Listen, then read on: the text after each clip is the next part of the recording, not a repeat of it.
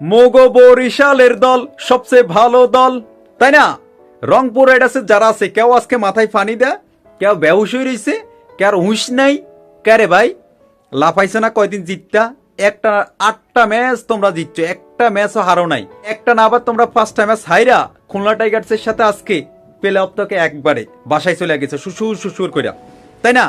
তো অনেকে হয়তো যারা রংপুরের সাপোর্ট করছে আমাকে হয়তো অনেক গালি দিবেন, ভাই গালি টালি দিন না।